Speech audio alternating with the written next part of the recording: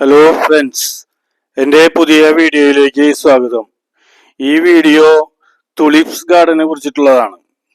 Tulips garden സ്ഥിതി ചെയ്യുന്നത് കാശ്മീരിലെ ശ്രീനഗറിലാണ്. ഇന്ദിരാഗാന്ധി മെമ്മോറിയൽ തുലിപ്സ് ഗാർഡൻ എന്നാണ് ഇതിനെ അറിയപ്പെടുന്നത്. സാധാരണയായി മാർച്ച് പകുതിയിൽ തുടങ്ങി ഏപ്രിൽ മാസത്തിൽ അവസാനിക്കുന്നതാണ് ഈ തുലിപ്പ് സീസൺ.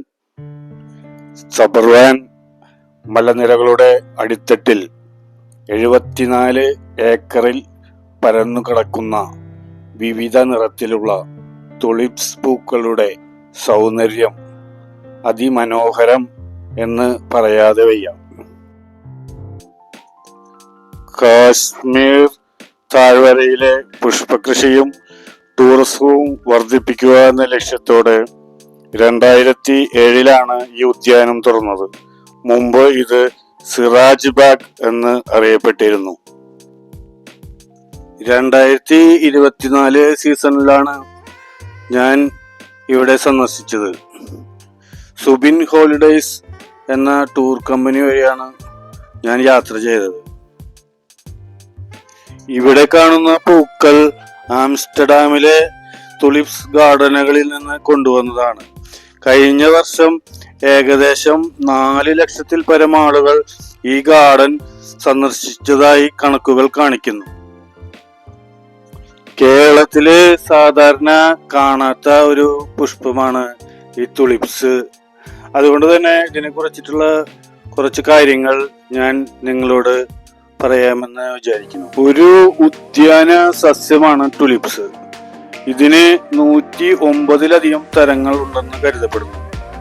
തല കീഴായിട്ടുള്ള പുഷ്പത്തിനെ പ്രതിനിധീകരിക്കുന്നു എന്നാണ് ടൂലിപ്പ് എന്ന പദം കൊണ്ട് അർത്ഥമാക്കുന്നത്. ടോലിബൻ എന്ന പേർഷ്യൻ വാക്കിൽ നിന്നാണ് ടൂലിപ്പ് എന്ന പേര് നിഷ്പന്നമായിട്ടുള്ളത്. നൂറ്റാണ്ടുകൾക്ക് മുമ്പ് തന്നെ ഇത് ഹോളണ്ടുകാരുടെ പ്രിയപ്പെട്ട പുഷ്പമായിരുന്നു. ഹോളണ്ടിൽ നിന്ന് ഇത് ഡച്ചിലും അമേരിക്കയിലും യൂറോപ്പിലും ഒക്കെ എത്തിച്ചേരുകയും അവിടെയെല്ലാം വാണിജ്യാടിസ്ഥാനത്തുള്ള കൃഷി ആരംഭിക്കുകയും ചെയ്തു.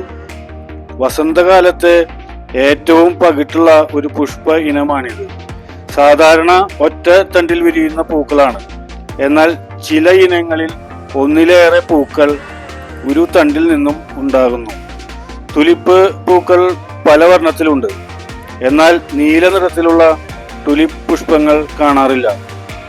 ചെടിയുടെ ആകൃതിയും വലിപ്പവും ഏത് സ്ഥലത്തും ഇവ നട്ടുവളർത്തുന്നതിന് അനുയോജ്യമായ വിധത്തിൽ ഉള്ളതാണ്.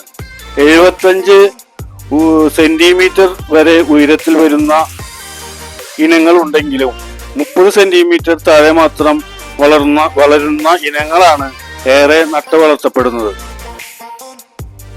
കാശ്മീർ യാത്ര 1-2 ഘട്ടമായിട്ട് വീഡിയോ ചെയ്യാനാണ് ഉദ്ദേശിക്കുന്നത്.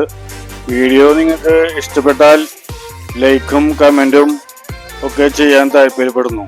അടുത്ത വീഡിയോ വരുന്നവരെ എല്ലാവർക്കും നമസ്കാരം.